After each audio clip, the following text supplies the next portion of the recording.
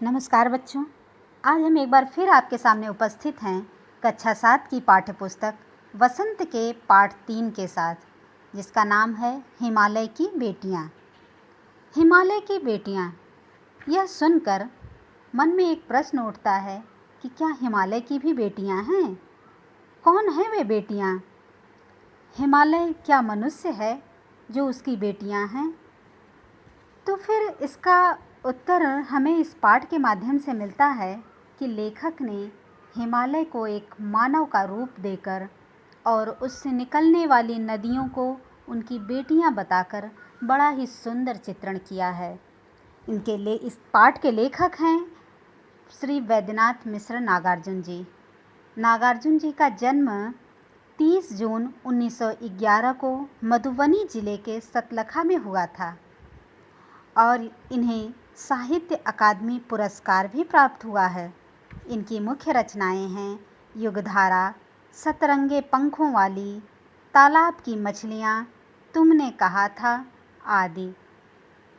लेखक के सर्वाधिक प्रिय कवि कालिदास जी हैं और कालिदास जी ने भी प्रकृति में उपस्थित पेड़ पौधों आदि को, नदियों, इन सब को मानव का रूप दिया है, जिससे लेखक नागार्जुन जी प्रभावित होकर के इस पाठ की रचना किए। यह पाठ निबंध शैली में लिखा गया है। पाठ को आइए अब हम शुरू करते हैं और इसे समझते हैं। अभी तक मैंने उन्हें दूर से देखा था, बड़ी गंभीर, शांत, अपने आप में खोई हुई लगती थीं।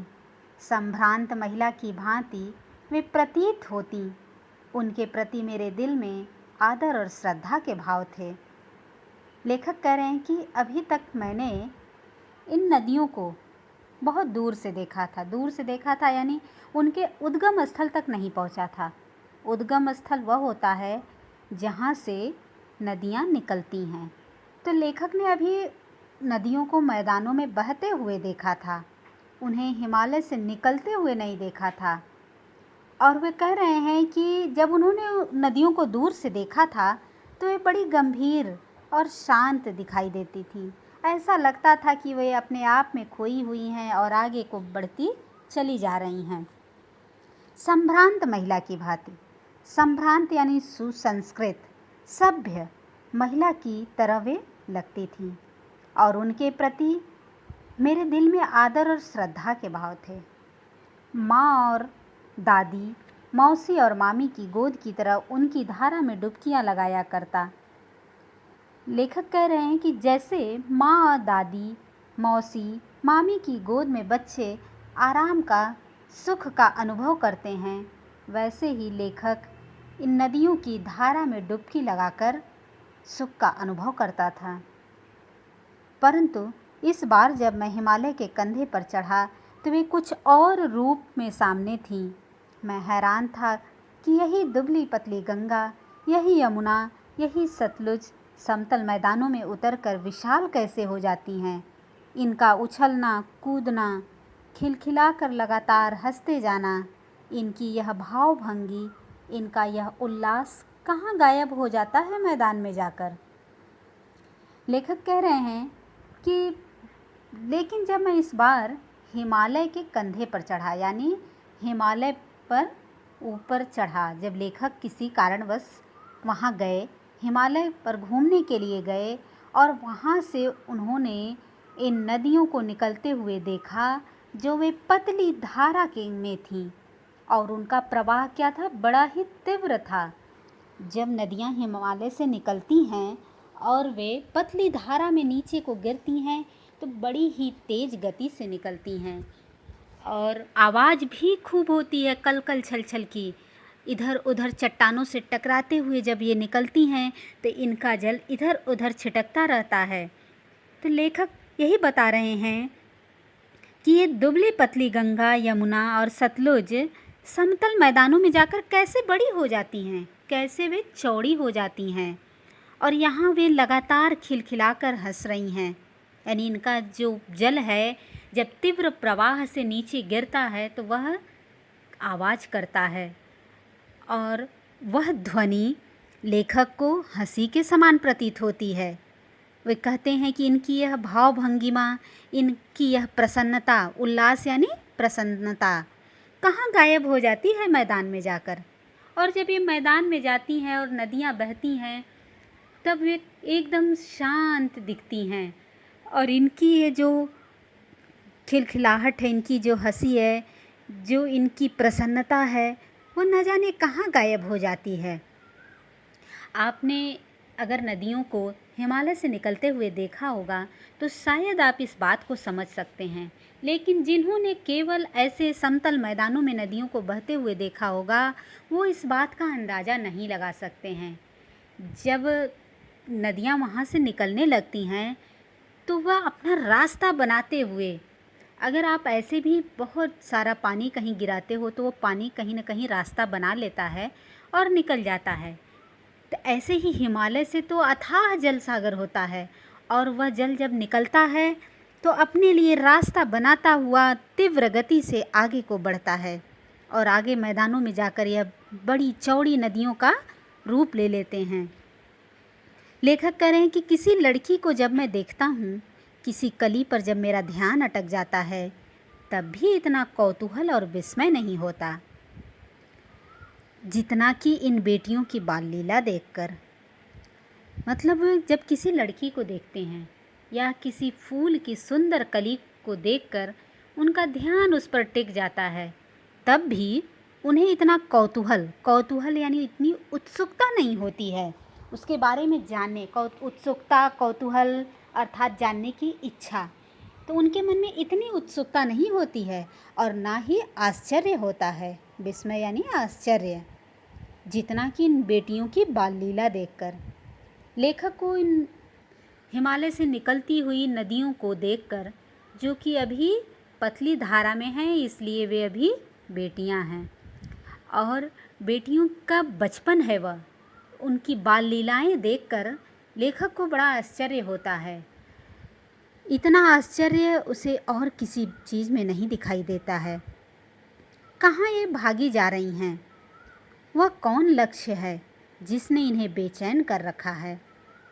अपने महान पिता का विराट प्रेम पाकर भी अगर इनका हृदय अतृप्त है तो वह कौन होगा जो इनकी प्यास मिटा सकेगा?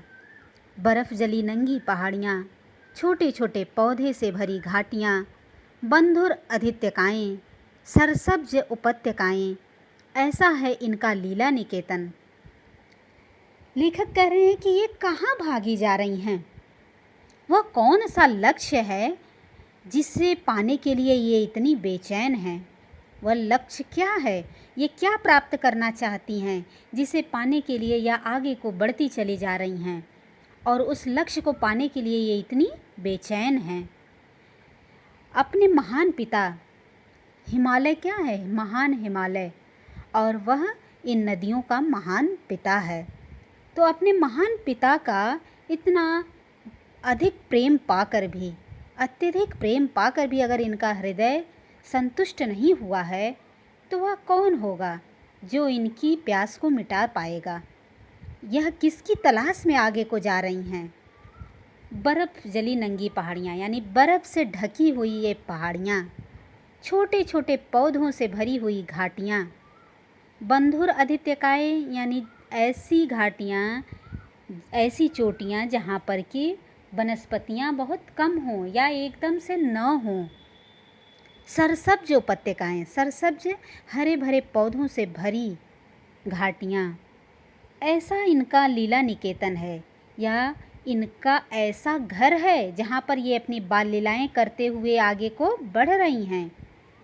खेलते खेलते जब ये ज़रा दूर निकल जाती हैं तो देवदार, चीड़, सरो, चिनार, सफ़ेदा, कैल के जंगलों में पहुंचकर शायद इन्हें बीती बातें याद करने का मौका मिल जाता होगा। मतलब वहाँ पहुँचते पहुँचते ये धीरे धीरे थोड़ी शांत हो जाती हैं और आराम से जाती हैं अपनी पुरानी बातों को याद करते हुए। यहाँ सफ़ेदा यानी यूकेलिप्टस जो होता है, तो देवदार, चीड़, सरो, चिनार और लिप्टस के जंगलों में जब ये पहुंचती हैं तो इनका प्रवाह कम हो जाता है और वे अपनी पुरानी बातों को धीरे धीरे याद करते हुए आगे बढ़ती हैं। कौन जाने बुढ़ा हिमालय अपनी इन नटखट बेटियों के लिए कितना सिर धुनता होगा। बड़ी बड़ी चोटियों से जाकर पूछिए तो उत्तर में विराट मौन के सिवाय उनके पास और रखा ही क्या है। यह कोई नहीं जानता है कि बूढ़ा हिमालय कैसा है, बूढ़ा हो गया है और वह अपनी नटखट बेटियों के लिए, इन शैतान बेटियों के लिए जो कि आगे को अपनी मनमाने ढंग से आगे बढ़ती जा रही हैं, उनके लिए वो कितना परेशान रहता होगा। बच्चे जब आगे घर से निकलते हैं तो माता पिता परेशान होते हैं। ऐसे ही जब लेखक ने हिमालय को पिता का नाम दिया है, तो जब इस पिता की बेटियां आगे बढ़ती जा रही हैं, घर से निकल चुकी हैं, तब वह पिता परेशान होगा। उनका परेशान होना स्वाभाविक होता है, लेकिन यह कोई नहीं जानता कि वह कितना परेशान होता होगा। बड़ी बड़ी चोटियों से अगर जाकर पूछिए भी तो इसका कोई उत्तर नहीं मिलता। इसके उत्तर में बहुत बड़ा मौन रहता है और इसके अलावा और उनके पास कुछ नहीं है। सिंधु और ब्रह्मपुत्र ये दो ऐसे नाम हैं जिनके सुनते ही रावी, सतलुज, ब्यास, चनाब, झेलम, काबुल, कुंभा, कपिसा, गंगा, यमुना, सरयू, गंडक, कोसी आदि हिमालय की छोटी बड़ी सभी बेटियां आँखों के सामने नाचने लगती हैं। वास्तव में सिंधु और ब्रह्मपुत्र स्वयं कुछ नहीं हैं। दयालु हिमालय के पिघले हुए दिल की एक एक बूंद न जाने कब से इकट्ठा हो होकर इन दो महानदों के रूप में समुद्र की ओर प्रवाहित होती रही है। कितना सौभाग्यशाली है वह समुद्र जिसे पर्वतराज हिमालय की इन दो बेटियों का हाथ पकड़ने का श्रेय मिला। सिंधु और ब्रह्मपुत्र, सिंधु नदी जो है वो पंजाब राज्य से बहते हुए जाकर सागर में मिल जाती है और ब्रह्मपुत्र यह तिब्बत, भारत, बांग्लादेश की तरफ से बहते हुए अरब सागर में गिरती है। तो ये दो महानदियाँ हैं, महानदियाँ यानी बड़ी नदियाँ हैं और इनका नाम जैसे ही आता है वैसे ही इन बहुत सारी छोटी छोटी नदियों का भी नाम आँखों के सामने दिखाई देने लगता है, जिनमें रावी है, सतलुज है, ब्यास, चनाब, झेलम, काबुल जिसे कुंभा नदी के नाम से भी जानते हैं, कपिसा, गंगा, यमुना, सरयू, गंडक, कोसी, ये सभी छोटी बड़ी नदियाँ जो हैं वो आँखों के सामने दिखाई देने लगती हैं। वास्तव में सिंधु और ब्रह्मपुत्र स्वयं कुछ नहीं हैं। ये अपने आप में अगर देखा जाए तो इनका अस्तित्व कुछ नहीं है। ये तो दयालु हिमालय के पिघले हुए दिल की एक एक बूंद न जाने कब से इकट्ठा हो होकर इन दो महानदों के रूप में समुद्र की ओर प्रवाहित होती रही हैं। हिमालय पर जो बर्फ़ है वही बर्फ़ क्या है, हिमालय का दिल है और वह पिघलता जाता है। उस पिघलने से जल की एक एक बूंद धीरे धीरे इतनी बड़ी नदियों का रूप ले लेती हैं और वे नदियाँ महानदों के रूप में अर्थात बहुत बड़ी नदियों के रूप में समुद्र की ओर प्रवाहित होती रही है। कितना सौभाग्यशाली है वह समुद्र। यह समुद्र जो है जिनसे ये नदियाँ जाकर मिलती हैं वो बड़ा भाग्यशाली है, जिसे पर्वतराज हिमालय की इन दो बेटियों का हाथ पकड़ने का श्रेय मिला। मतलब वह समुद्र बहुत भाग्यशाली है क्योंकि महान हिमालय की बेटियों का हाथ जो उसने पकड़ा है, इसलिए वह बहुत भाग्यशाली है। जिन्होंने मैदानों में इन नदियों को देखा होगा उनके ख्याल में शायद ही यह बात आ सके कि बूढ़े हिमालय की गोद में बच्चियां बनकर ये कैसे खेला करती हैं। माँ बाप की गोद में नंग धड़ंग होकर खेलने वाली इन बालिकाओं का रूप पहाड़ी आदमियों के लिए आकर्षक भले न हो, लेकिन मुझे तो ऐसा लुभावना प्रतीत हुआ वह रूप कि हिमालय को ससुर और समुद्र को उसका दामाद कहने में कुछ भी झिझक नहीं होती। लेखक आगे बता रहे हैं कि जिन्होंने इन नदियों को मैदान में देखा होगा, समतल मैदानों में बहते हुए जिन लोगों ने इन नदियों को देखा होगा, उनके ख्याल में ऐसी बात नहीं आती होगी कि बूढ़े हिमालय की गोद में कैसे ये बच्चियां बनकर खेला करती हैं।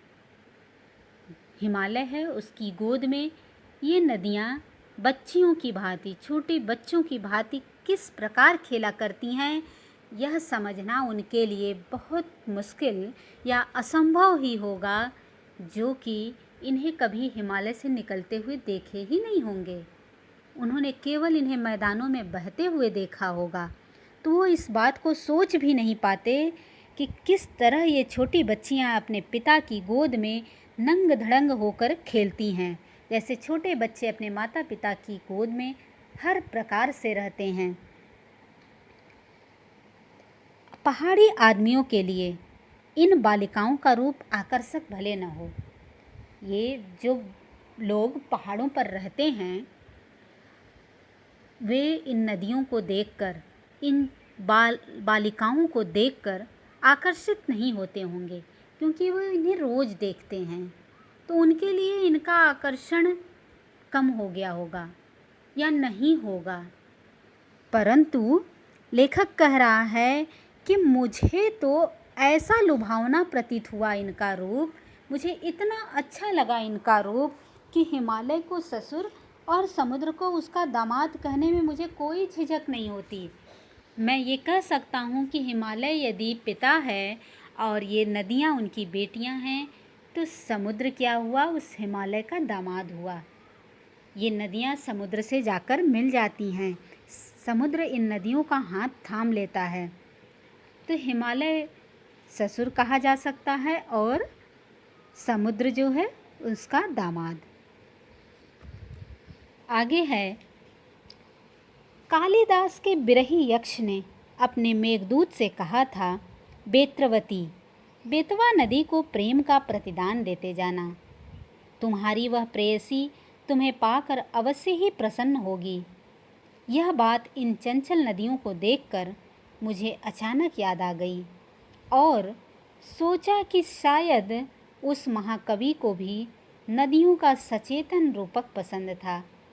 दरअसल जो भी कोई नदियों को पहाड़ी घाटियों और समतल आंगनों के मैदानों में जुदा जुदा शक्लों में देखेगा, वह इसी नतीजे पर पहुँचेगा। मैंने पहले भी बताया कि कालिदास नागार्जुन जी के प्रिय कवि हैं। संस्कृत के प्रसिद्ध कवि कालिदास जी ने भी अपनी रचनाओं में प्रकृति का मानवीकरण किया है। कालिदास जी के प्रसिद्ध महाकाव्य मेघदूतम में यक्ष अपनी यक्षिणी को संदेश भेजने के लिए मेघ को अपना दूत बनाता है और वह उस मेघदूत से कहता है कि बेत्रवती नदी यानी बेतवा नदी को अपने प्रेम का प्रतिदान देते जाना, अर्थात वहाँ पर बरस जाना। तुम्हारी वह प्रेयसी तुम्हें पाकर अवश्य ही प्रसन्न होगी। तुम्हारी जो वह प्रियतमा है, वह नदी जो है बेतवा नदी, वह तुम्हारे जल को पाकर अत्यंत प्रसन्न होगी। यह बात इन चंचल नदियों को देखकर मुझे अचानक याद आ गई और सोचा कि शायद उस महाकवि को भी नदियों का सचेतन रूपक पसंद था। मतलब महाकवि कालिदास जी को भी नदियों का सचेतन रूपक, सजीव रूप ही पसंद था। दरअसल जो भी कोई नदियों को पहाड़ी घाटियों और समतल आंगनों के मैदानों में जुदा जुदा शक्लों में देखेगा, वह इसी नतीजे पे पहुँचेगा। जिन लोगों ने नदियों को हिमालय से निकलते हुए भी देखा है और मैदानों में बहते हुए भी देखा है, वह इसी नतीजे पर पहुँचेंगे कि यह एक मनुष्य की भांति, जैसे बच्चे छोटे होते हैं फिर क्रमशः बड़े होते हैं, बचपन में बच्चे नटखट होते हैं, फिर धीरे धीरे उम्र के साथ वे गंभीर शांत होते जाते हैं, वैसे ही ये नदियाँ भी बचपन में नटखट होती हैं, अपनी बाल लीलाओं के साथ आगे बढ़ती हैं, धीरे धीरे समतल मैदानों में आकर ये थोड़ी गंभीर और शांत हो जाती हैं। परंतु जिन्होंने इन्हें दोनों स्थानों पर अलग अलग नहीं देखा होगा, केवल मैदानों में बहते हुए देखेगा, वह शायद इस बात को नहीं समझ पाएगा। वह इनमें मानवीकरण नहीं कर पाएगा, वह इन्हें मनुष्य के रूप में नहीं देख पाएगा। आगे है कि काका कालेलकर ने नदियों को लोक माता कहा है, किंतु माता बनने से पहले यदि हम इन्हें बेटियों के रूप में देख लें तो क्या हर्ज है। काका कालेलकर ने, हिंदी के साहित्यकार काका कालेलकर ने भी नदियों को लोकमाता का नाम दिया है।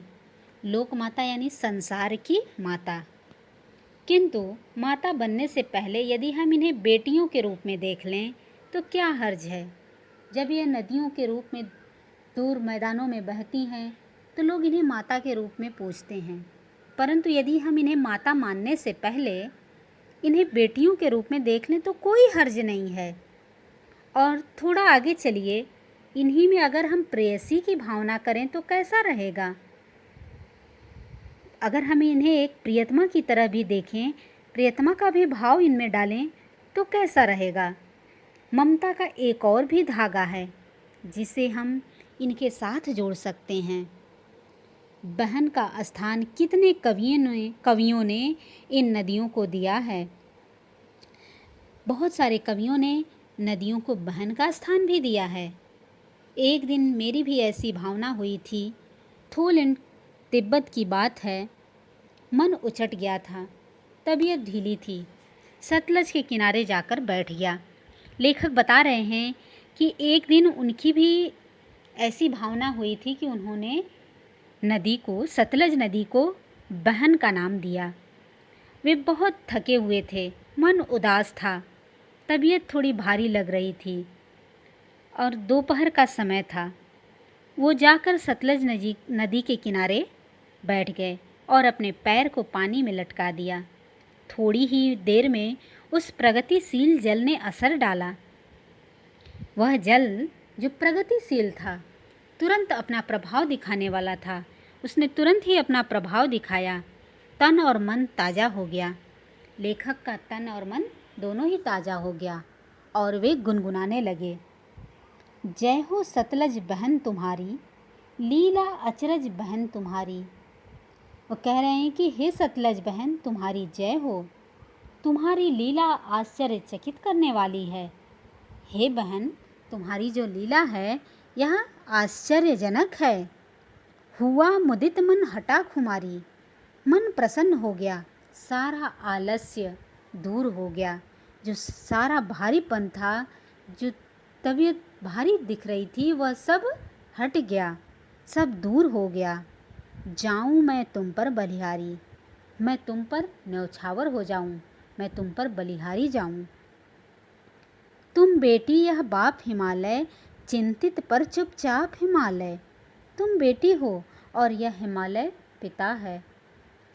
तू चिंतित है लेकिन चुपचाप है। हिमालय तुम्हारे लिए चिंतित है लेकिन चुप है। प्रकृति नटी के चित्रित पट पर अनुपम अद्भुत छाप हिमालय। प्रकृति नटी, नटी यानी सूत्रधार। नट मतलब सूत्रधार होता है, उसी का स्त्रीलिंग होता है नटी। नटी सूत्रधार, यह प्रकृति जो है एक सूत्रधार है और इसमें उपस्थित सभी पात्र नाटक के कलाकार होते हैं। तो यह प्रकृति है और प्रकृति नटी के इस प्रकृति सूत्रधार के चित्रित पट पर, इस पर्दे पर हिमालय की अद्भुत छाप है। हिमालय की जो छवि है वो बड़ी ही अद्भुत है। हिमालय यानी नदियों के पिता की, और इस नदियों की जो छवि है वो बड़ी अद्भुत है। जय हो सतलज बहन तुम्हारी, हे सतलज बहन तुम्हारी जय हो। धन्यवाद।